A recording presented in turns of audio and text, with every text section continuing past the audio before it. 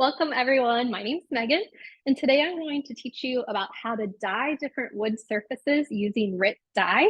So let me show you some of the examples.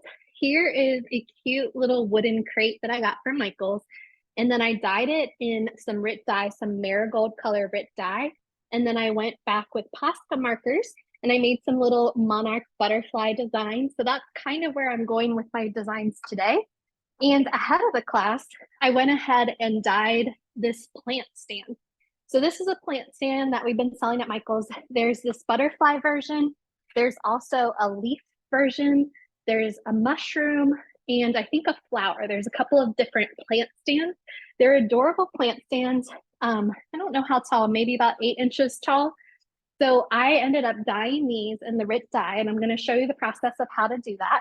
And then once it's dyed and once it's dried, then I'm going to come back with Posca markers. So this is going to be an example I'm going to show you in the middle of the class, where once it's dyed and once it's gotten some time to dry, I'm going to show you how you can go back in and do some details and add some extra detail and decoration to your wood. So what's nice about the RIT dye too, it's kind of weird right here, but you can still see the wood grain with the RIT dye. So what's nice about dye as opposed to painting a surface like this is that you can still see that natural wave of the wood. And you can also still see the outlines that they've sketched in or etched in so that you can follow those and do your decoration. The way that I started this journey of putting wooden things into dye baths and seeing what happened was actually because of this birdhouse right here. So this birdhouse, I love these birdhouses. I love how intricate they are. I love all the railing, all the different details. But when you go to add paint to them, it's so hard to get a paintbrush inside all these creaks and crevices. It's really hard. It's definitely impossible because it doesn't come off to like get the inside. So what I discovered was that I love taking the wooden surfaces like the birdhouse, which might be hard to paint, and dyeing them in the RIT dye. And then once they have the dye, I was able to take them out, add some extra decoration. And then I even put some little jewels on the side of my birdhouse to kind of make it super sparkly. So this whole process started when I was like, what's a better way to get a base coat on this birdhouse before I start painting it? And my answer was dyeing the wood. So then I went to the RIT dye website and they have lots of different formulas for how to use their dyes. We're going to be using the all-purpose dyes today. And I'm in my kitchen because I have hot water on the stove. So we're going to use hot water. We're going to use some my kitchen sink, and I have these aluminum kind of like, what do you call these, roasting pans. And these are what I'm going to create my dye bath with. We're going to put some different wood surfaces into a couple different colors. I'm going to show you how to do the dyeing. And then we're going to move over to down my counter, and I'm going to show you how to take one that's already dry and kind of add some decoration to it using Poscas. So I am excited. I hope that you are excited too. I definitely have gloves. I definitely have all of my things I need to be able to use the dye. Something to know about the dye too is that it is safe to go into the water system. So once I am done, I can pour this down the sink. I'm going to add a lot of extra water, obviously, and I'm going to be really careful not to dye my sink. But you can pour it outside or you can pour it down your sink. It is okay to go through the sewer and septic systems. So that's something that's written on RIT Dye's website so that you can check on that too. So one of the wood options I have today is this really stinking adorable birdhouse that's kind of like this camper. So I'm going to dye this one today. I'm going to dye it teal, I think, because I feel like it wants to be teal. And then some other things I want to show you that you could potentially dye. Really, any wood surface is going to work. But I think that these kind of woven pieces are also another really good idea because spray painting them or definitely painting them with a brush can be really rough and hard, and then you end up getting a lot of globs. So I think this is another great candidate for putting it into the dye bath, getting it one solid color, and then maybe add some floral or do some different things with this particular surface. It is the spooky season, so guess what?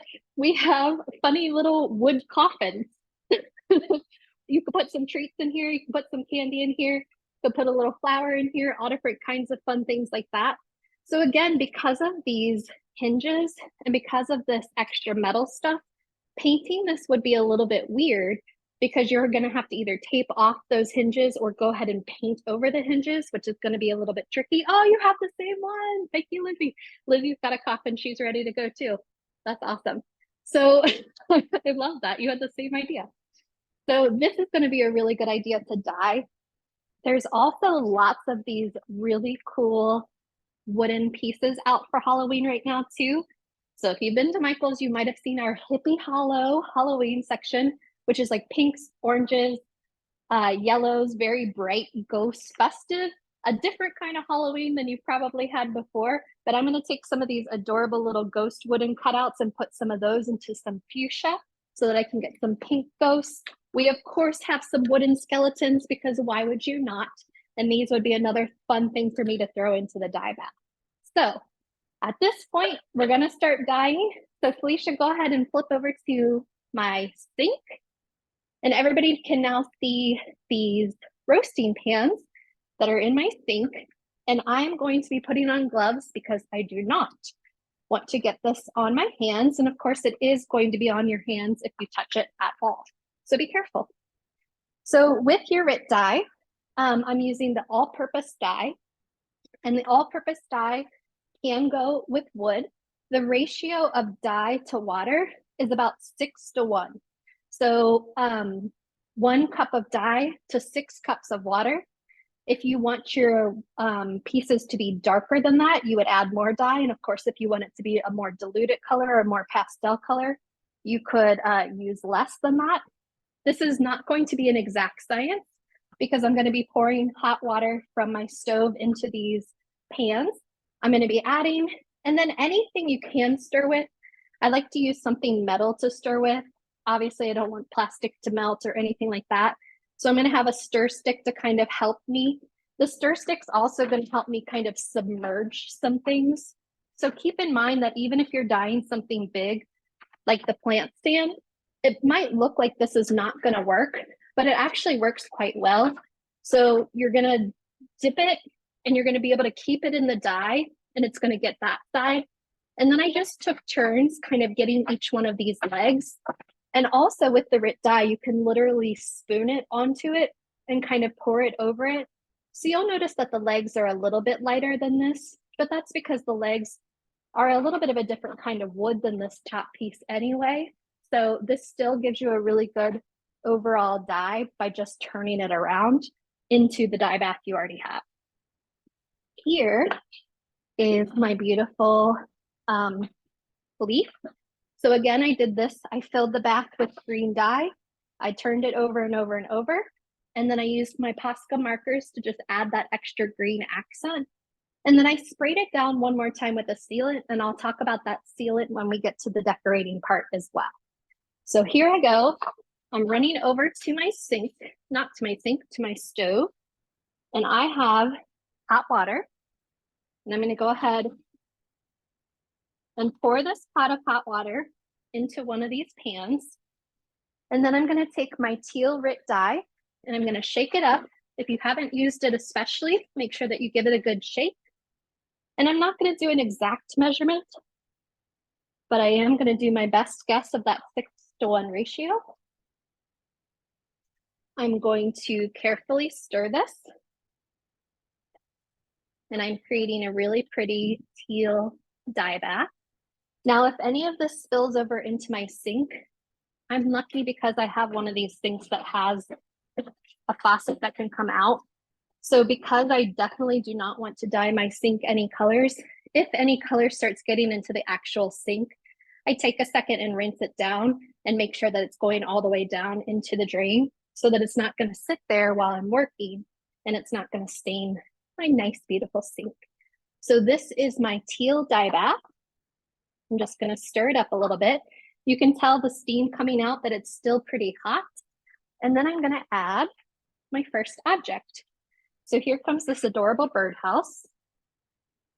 And I will be kind of submerging it and turning it to be able to get all the different sides.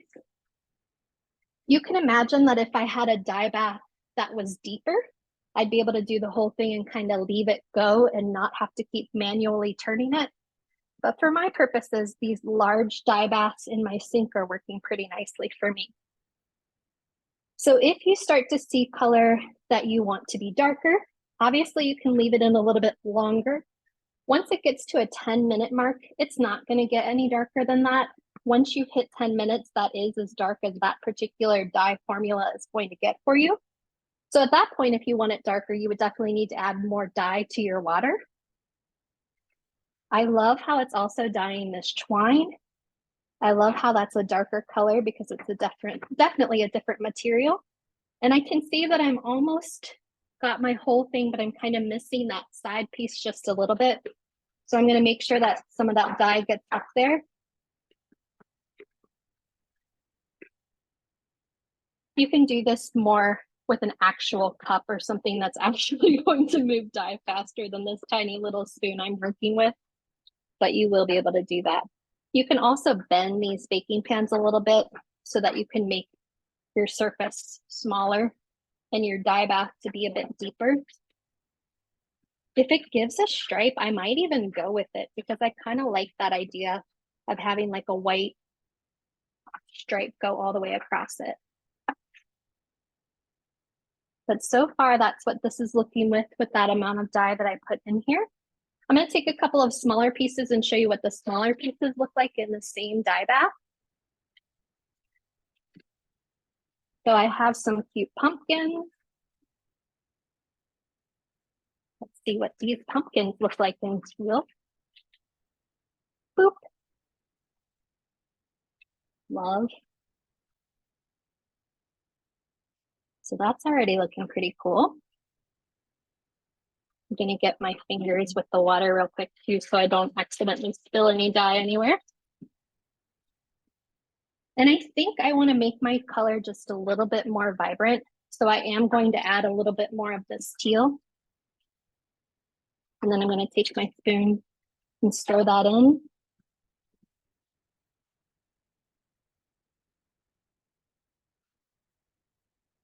So what I do with the water is I boil it. And then once it's boiled, I let it sit there probably for about 2 minutes. So it's not fully boiling, but it was boiling just a couple minutes ago. And already you can tell this is a nice darker surface. And I like what this is doing. I'm going to protect my sink again.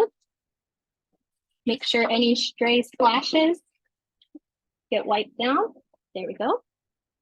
And then when I'm done with these and when I'm pretty satisfied with what they look like, on the table behind me, I have a piece of cardboard, and then I have a towel, and then I have a bunch of paper towels. You can do that in kind of what order you want to, depending on if any of this is stuff you want to keep. So it's all kind of, I know that it could potentially get dyed, so I don't mind it. Ooh, I love that color. That's really pretty. So I'm going to go ahead and I'm going to take these out of the dye bath and I'm going to put it onto my paper towel bed where it's going to dry. A lot of it doesn't drip off. Now you do have to be careful with something that has an open hole like this to make sure that you get any dye that has collected inside out. But like this would have been really hard for me to get paint in between all these different spaces and for it to look good. So I really like that this is giving me a nice base to work off of. And then any little imperfections that might show up in the wood that dye a little differently, I can always come back and kind of decorate over top of them and make them kind of blend in a little better. But can we talk about how really cute this birdhouse is? So I'm going to put this onto my drying. Megan, I look at that and I think of a retro Yes. trailer. Yes, and this teal is a great color for that, right? Okay, I'm putting this onto my drying station. Here's my teal pumpkin. It's looking pretty good too. I'm going to put this onto my drying station. Then I'm going to switch over to my next bath and I'm going to pick another color. We're going to work with that color. So before I start the next color, I'm going to get as much of the teal off of me that I can. And I have a second pot of water on my stove.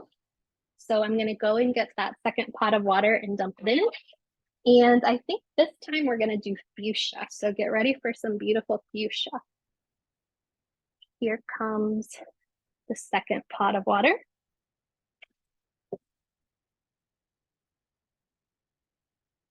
You can tell it's nice and hot with that steam coming out. I'm turning off my stove so you don't see any live accidents happen during this class. And then I'm going to add the pink or the fuchsia dye, all-purpose RIT dye again. Trying to keep in mind that 6:1 ratio, doing my best with it. I could be more exact if I wanted to. Gonna swirl this together and see how I'm doing. I once did this with a scarlet red when I was doing the red birdhouse I showed you before, and it may have looked like a murder scene. So I definitely had to clean it up quickly so that it didn't stay that way in my house. So again, I'm gonna protect my surface. And if I see any splashes, I'm gonna make sure that I rinse them. Squirted myself. Over here, I got some blue I want to kind of protect.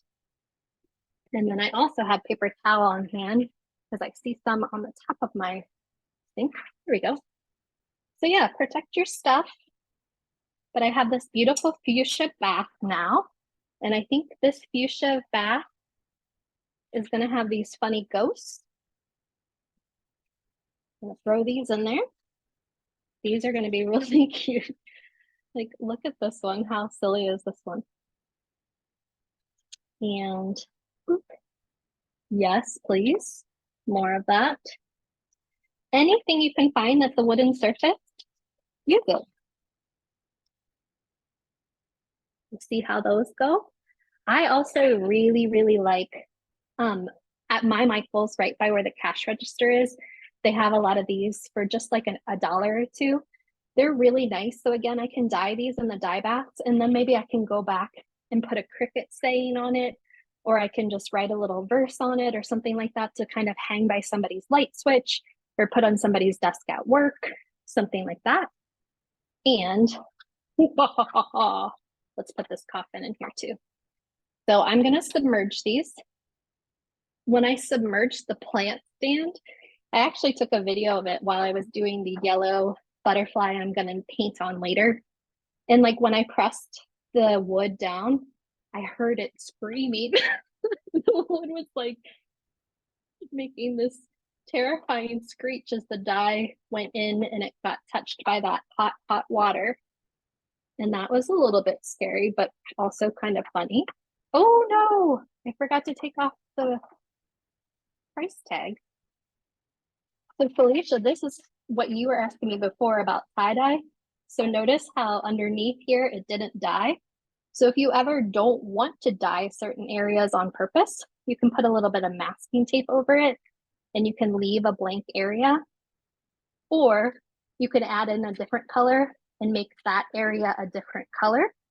You can pour dye directly onto one particular area. Now it's dye and it's going to run. It probably will bleed out, but it will make this section a little bit different than the others. Now I should have taken that off first. So you'll notice that when I do put this in and when it does start to take the color, it's going to take it a little bit differently than the rest of it. So I should have removed that first. But that's okay. Unique character. I'm going to open it up to be able to get the inside too. I'm going to flip these over. Ooh, yes, I love that color. And you can tell that you can still see all the wood grain on it, which I think is a really nice touch that the paint just isn't going to do for you. These are really cute. These ghosts make me happy. I'm going to throw a pumpkin in here too, because I'm making a stew, it seems like. I'm not saying I'm a witch, I'm just saying that I have a coffin and pumpkins and ghosts in a weird looking bath in my kitchen sink. So those are the clues. Do with them as you will. So Felicia, since I have my back to my front camera, I can't see if there's any comments or questions, but is there anything that anyone's asking so far? Not at all. All right. So I'm assuming that most of you are probably just watching right now because it's kind of hard to watch me and dye something in your kitchen at the same time. So this video will be available on Monday on our YouTube channel for you to watch again if you miss anything, or if you try it yourself and need a couple more tips and tricks. So this looks good. I'm about to put this onto my paper towel drying station. I love this. And so look at how nice that is. It got all the way in between all of those cracks, but it didn't dye those silver hinges, which I just think is going to be so much easier than trying to paint that. So I think that that's a really good use for this dye. I have these really sweet pumpkins. So at Christmas time, really pretty much every holiday, Michael's usually comes out with these different wooden tags. They sometimes look like this. This was a set I got for Easter. So all of these are adorable, could easily go into these dye baths and become pretty things that you like tie onto an Easter basket, tie onto a birthday present, tie onto a holiday present, any of those things too. Oh my God, these are so cute. So I'll post pictures of these on my Instagram later to show you after they've dried. The color is really not going to change that much after they dry. It's going to remain pretty vibrant. I'm going to do a double check with my sinks before I move on. And I'm going to make sure I don't have any splashes that are going to stain while I move on to the next section. There we go.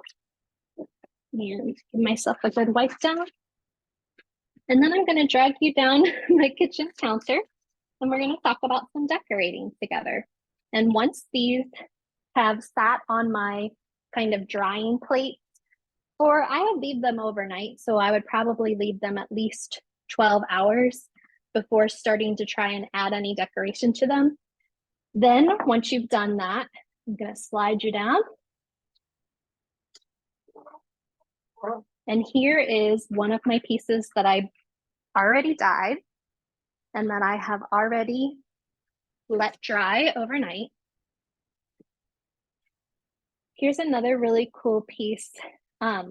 This particular piece came from, we have this cool wooden piece that's here for the summer. So we're at the end of the summer, so I know some of these plant stands and some of the summer things I'm showing you might not be available in your store anymore. They might already be sold out. But any of these surfaces will still do the exact same kind of thing. So this sign is interchangeable and it has these really cute circles. So you can change them out for different seasons. So I took this one out and dyed it that marigold color. And then I added some yellow to with a Posca paint marker. And then I can add that piece to my collection. Was there a question, Felicia? I didn't catch it.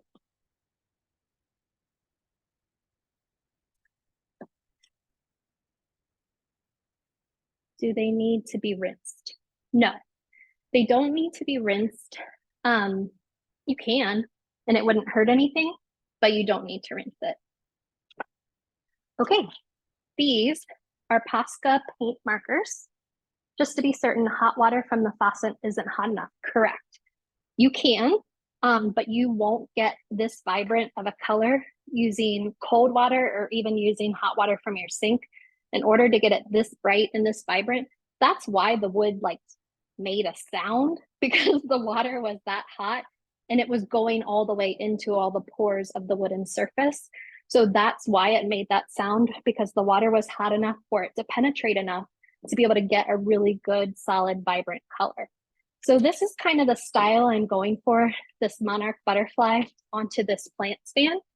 And I'm going to do it in a similar way to what I did this, just by adding, I did a light green line and then I did a dark green line on either side of that. And that's how I got this one. I did tell you I'd talk about spray to finish it up. I think I put a spray in the shopping list. Michael's has one that has a UV protection. So especially if you want to keep it outside, that's a really good spray. This is also a spray that I get from Home Depot. I make a lot of painted rocks. It's one of my favorite pastimes. You'll see a bunch of them on my Instagram, which is 4M Coleman. But I always cover my rocks and different things going outside with a clear gloss So this has a clear glass finish, which means that it really can be a plant stand now. And if water gets onto it or different things get onto it, it's going to be protected. So this final gloss over top of it is going to seal any of that dye into it. It's going to seal any of the paint, and it's going to make it pretty waterproof again. And it's also, so you can see this isn't doing anything or changing anything on my design with that water there. So it's a really nice sealant. So I recommend something like this, or the one I think is called Clear Crystal, and it's a UV resin one, or UV light protector also, so it's not going to fade when you keep it outside. All right. So here is my butterfly. Here are my Posca paint markers. These are amazing. So I'm going to follow kind of the design that's already here, and I'm going to be using my black paint pen. And I'm going to go into these lines. And I'm going to be leaving these main spaces yellow. And I'm going to be doing these other bigger spaces black. It looks like we have about a half hour, so I might be able to finish this whole thing. But if I'm not able to finish the whole thing during class today, I'll definitely post a picture of it at my Instagram at 4M Coleman. If you are making something beautiful today, I would love to see it. So if you want to tag us at Learn with Michaels, that's the Michaels Instagram page. And that's going to be a good place for you to show off your work. I'd love to see that other coffin that I know you were working on. I want to see if how that ends up turning out. So this is nice and really easy. It's just like coloring in a coloring book. And another tip, and what you might notice on here, you'll notice how this is a little bit different color than this. The reason why is because I got a pro tip from one of my friends that said, if you take a little bit of the clear coat and do that first, and then paint on it, it's going to keep it from seeping so far in, and you won't have to use as much paint in order to cover it. So just to kind of test that out, I just want to see the difference in the amount of paint it might take to do a little part that doesn't already have that protective seal on it. And I think it will make a difference. I haven't ever tried it. This is kind of my first experiment. But I think by spraying a little bit of the sealant on first, it's giving you a nice surface for your paint pen so that it doesn't all kind of soak in.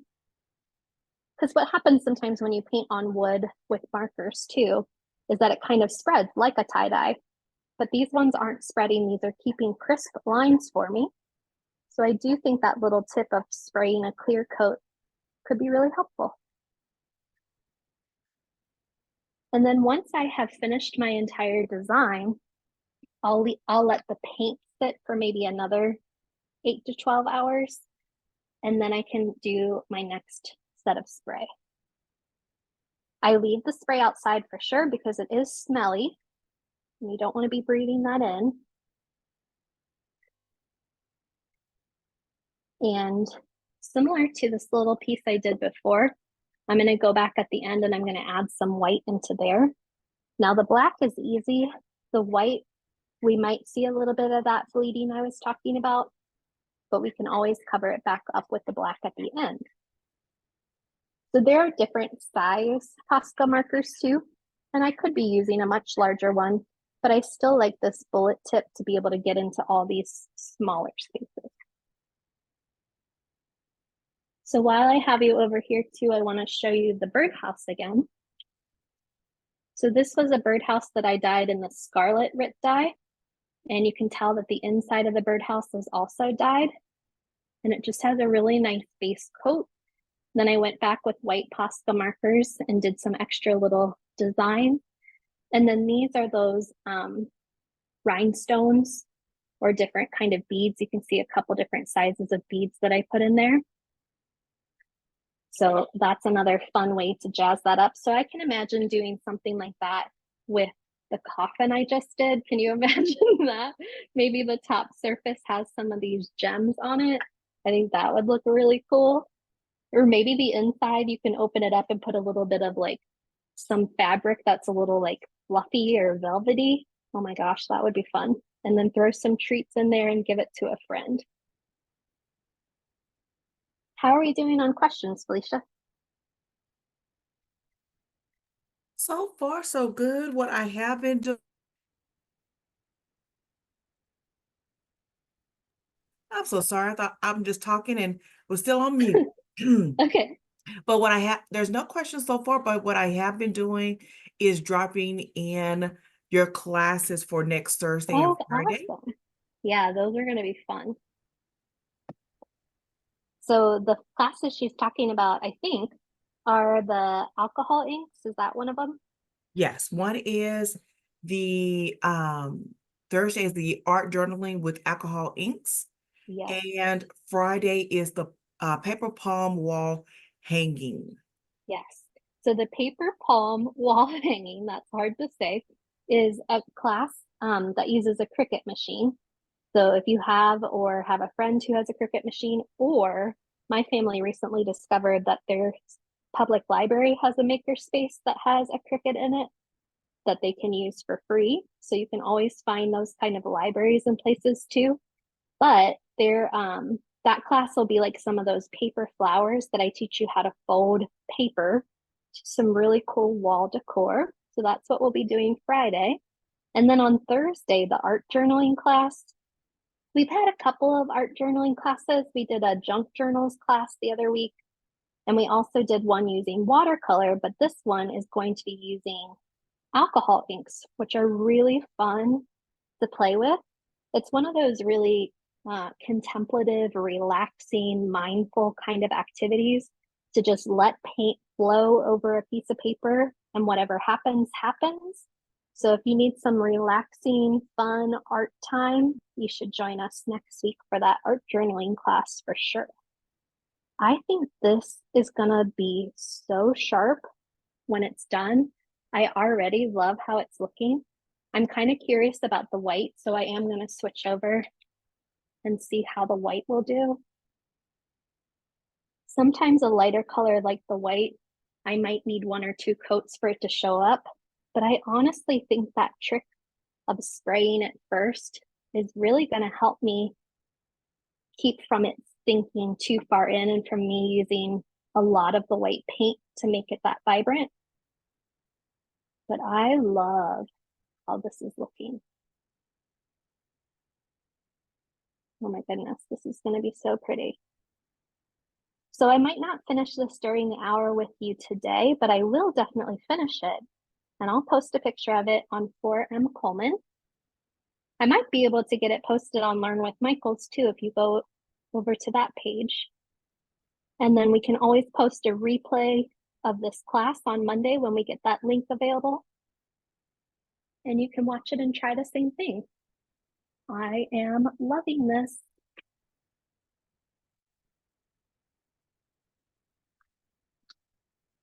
Checking how, oh, we're doing okay on time. So yeah, I think I'm just gonna kind of spend some time painting, so feel free to ask questions. Or just let this be a relaxation time for you too, just watching me fill in all that space.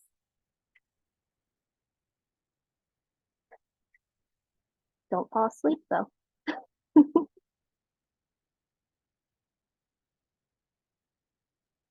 Yesterday, we did a perspective drawing class. And so that video is available on YouTube.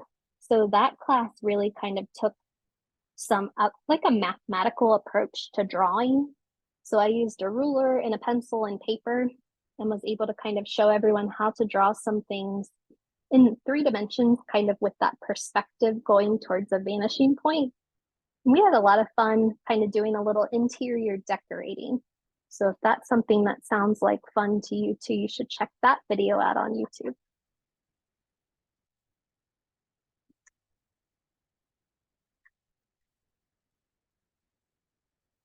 And Felicia and I are usually here together on Thursdays and Fridays, where we try all different kinds of crafts. So we've done a lot of yarn crafts together. We've done a lot of painting. We've done a lot of embroidery, woodcraft. wood burning, all sorts of fun things. And there are lots of really great classes. So pretty much anything you can think of, we've got some cool people that are going to be able to teach you all sorts of different crafts.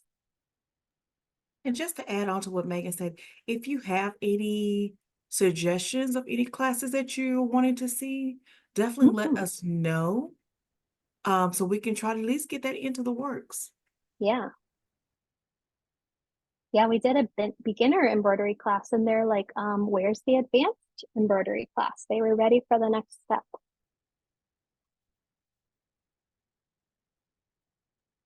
Just so you know, Megan, there's been some thank yous, and they're really enjoying this, Oh, and that good. they've learned a bunch. Nice. So yes. Someone did ask, is the marker different from regular permanent markers? Good question. It's not a Sharpie. So Posca is an acrylic paint. So the paint that I'm putting on this is more of an acrylic. It's not an actual marker. It just works like a marker, which is what makes it really nice for these fine details I'm doing. So there's acrylic paint that flows through this tip and then transfers that acrylic paint onto the surface for me. So I don't think a Sharpie would do the same thing. I think a Sharpie would kind of bleed out and kind of give you fuzzy lines, if you know what I'm talking about. And we have Vanessa who's um, in here, and she's saying, yes, public libraries are great places to check for Cricuts and other craft equipment, because she is Right. a makerspace librarian. Oh, yay. I love that they are using the library in so many new and innovative ways. I love that. So, yeah, it's amazing what you can do at your library these days. So, check that out for sure. And even if your smaller public library doesn't have one, I bet your city has a larger one. And I bet I've even seen things where you can check out like irons and you can check out a microwave. Like, you can check out lots of cool things that you might not be able to afford right now, or you might not want to make the investment on until you've kind of played around with it first. So it's a great way for you to try before you buy. And yeah, with the Cricut products, especially, it's a great way to get connected. So yay to librarians. Hooray. Megan, can you go over the drying process? Yep. So um, let's pretend like I have this cardboard. So I take this cardboard and then I will probably put a layer of paper towels on top of it. So the ones that I pulled out that are already sitting off to the side, I'm trying to pull them over for you, will be sitting on my cardboard and on a couple of layers of the paper towel for a bit. So you can tell that they're not like totally bleeding through. So it's not like a big old bath of dye all over my paper towels. There's just a little bit of spots here and there that kind of come off from it, because I did let them drip a little bit before I put them onto the paper towels. So I'm just gonna leave these flat on like this cardboard on a table off to the side for a bit. And honestly, they're still pretty damp. It's not coming off on my hands, but they are still pretty damp. And if you tried to put a marker on this right now, it would be a little bit runny and it wouldn't give you as much of a sharp line. So I recommend leaving them to dry, probably overnight, or at least, 12 hours or so. I love this. Oh my gosh, this is like my new favorite thing. I'm so excited about this butterfly. It's gonna be so pretty. Can't And wait. also, Megan, there's a question asking, have you done a macrame belt class? Ooh, that sounds fun. So last week we did a macrame hoop class where like we took a silver wire hoop and we did some stitches and have some like pieces of yarn hanging down to make like almost like a dream catcher kind of situation. But we have not yet done a belt. We have done macrame feather earrings, and those were pretty fun. But a macrame belt sounds like a good time. I love that idea.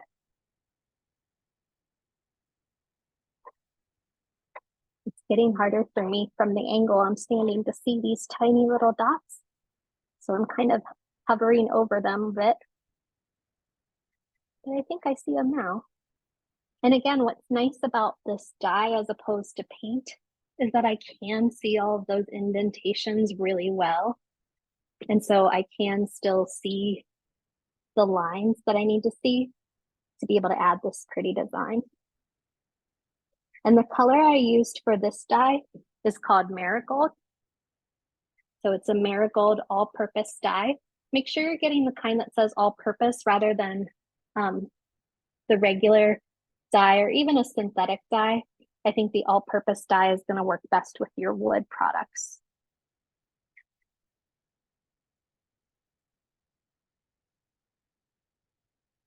I think, Felicia, I'm going to finish up this side, and then I think I'm going to wrap things up. So if anybody has any last minute questions or suggestions or things to show us that you've been working on, or tell us what surfaces you want to try and dye. I'm curious about that too. There is a couple of questions that just came in. One Okay. is asking, how did you make the lines on the dyed pieces to paint? How did I make the lines on the die pieces? So they came that way. So this particular wooden surface that was sold at Michael's comes with those indentations. So same thing with this one. It came in this 3-dimension. What's nice about the 3-dimension one with the die is that I didn't have to worry about trying to paint on the sides of all of these rays for the sun. The die took care of all of that. Then I could just focus on the top. So it's usually those indentations or different kind of designs are already sort of baked into the piece that I'm working on. But on this one on the side, I took a pencil and I sketched this, and then I went back with my paint marker and did it. So if it doesn't already have a design, you can kind of sketch one out with pencil first. And I was able to erase the pencil underneath my butterfly, and you weren't able to see that. So that worked out pretty well too.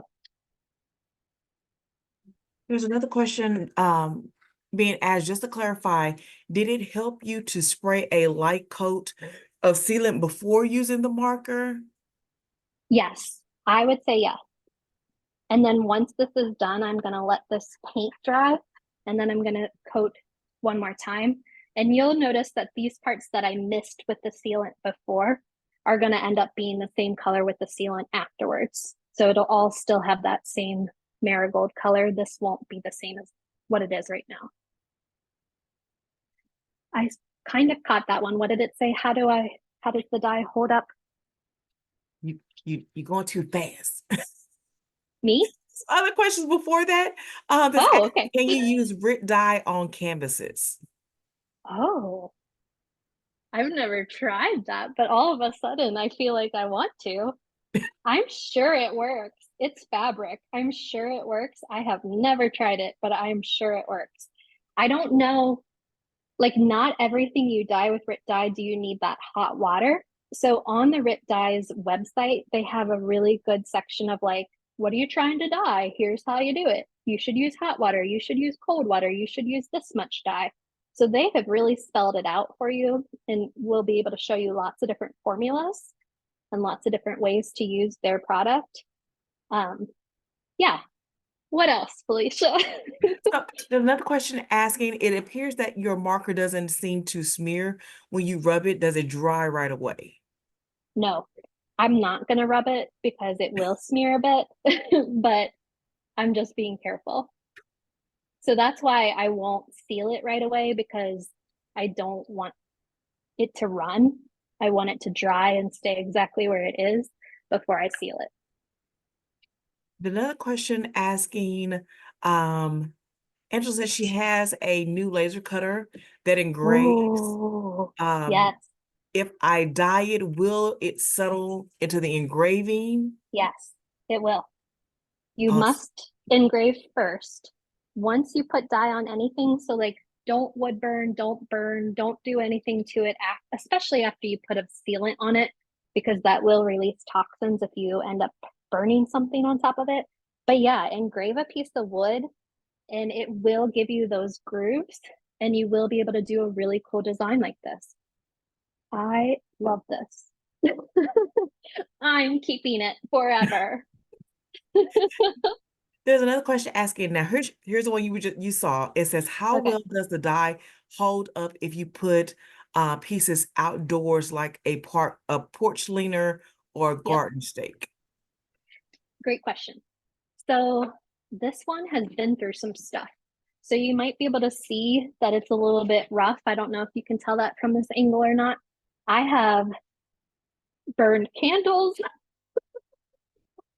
on it. I have, when I was doing a candle making class, I kept using it just because I thought it was pretty and because it was a nice stand for what I was doing. So I accidentally spilled some wax on it. I did all kinds of different things. It had a sealant on it. I could scrape all that back off. And you saw before, and I can show you again, that if I take some water and kind of pour it on here, it's not moving. It's not going anywhere. It's not smearing. That green isn't coming off on my hands. So it can still be what it's meant to be, which is a plant stand. And that water, once you have a sealant over top of it, that water isn't going to be able to get through the wood. And it's going to be a nice clean surface. See, there's no green on that. It's not going to come back off and re-dye you. So I do think once you have a sealant, you're safe to put it outside. I don't know if I would submerge this all the way in water to test it, but water resistant, yes. Waterproof, I'm not sure yet. To be continued. There's another question asking, Kathy says she's wanted to stencil patterns on wood, Oh, but would really like to see yep. how to do it first if we Yeah, could do a class on stenciling. I love that. Yeah. So imagine, well, you don't have to imagine because I think I have one sitting here. So imagine something like this wooden surface. We have so many different cool stencils at Michael's. So if you don't have a Cricut machine or you don't want to go to a library or you don't want to learn how to use that, we have a lot of cool stencils that you can just use masking tape and put it down. So I would first either dye using the RIT dye method we were using to get all those nice grooves and not have to worry about that with a paintbrush, but do a base coat, spray paint it, dye it, whatever you want to do. And then you're going to put the stencil over it with some masking tape. And you're going to be able to probably use a foam brush to go back in and do that. But that does sound like a fun class. So maybe we can do that together soon. Awesome. And Angela said, thank you so much for the butterfly. And Yes. then there's another question asking, do I need the sealer after dyeing if I want to lay a flower applique with Mod Podge? I think you should. I don't think you need to, but I think you should. I do. This is a new tip that I just got from a friend the other day, but I do think that that will help keep from the Mod Podge going too deep into the wood. So just by doing a quick seal and do a better job than what I did, but doing a quick seal and letting it dry and then using your Mod Podge, you're going to use less of your Mod Podge because it's not going to all seep into that wood. So yep, I think that's a great idea. Megan, do you know if it'll fade in the sun? Well, a lot of these have, I don't think this one does, but Felicia, do you remember if the one I put on, did I put one on a sealant on the No. shopping list? Okay.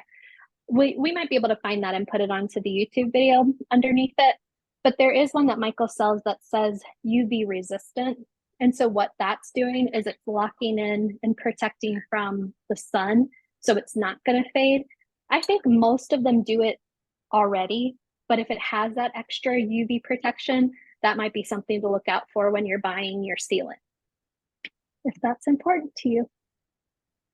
I think And I'm just to just even about go back finished. over as far as the Mod Podge type Yep. of question, there is an all-purpose Mod Podge that definitely should work for that. But of course, like Megan said, we do have plenty of other sealants out Yeah. there that you definitely can look into to see. As a matter of fact, there's a Krylon UV resistant Yes. clear matte. Yep. I think That's the one I was talking about that I meant to put on the list that I might not have. But so. yeah, I've used that Krylon one quite a bit with my rocks too. It doesn't leave it sticky. Sometimes sealants leave things sticky, and when you put something on it, it ends up sticking to it, especially when it's out in the Texas heat. But that Krylon one you were talking about, Felicia, and the one that I've shown you is they have a really nice finish and they're not going to be sticky like that. So I did put that in the chat just in case anyone is looking for it. And it does come in a matte and a gloss. Yep, So whichever one you would prefer is yep, available in store only. yep. They're not gonna mail you spray paint. Dangerous. So I did put both of those in the chat for anyone who is interested. And I know that one has a good UV resistant part to it.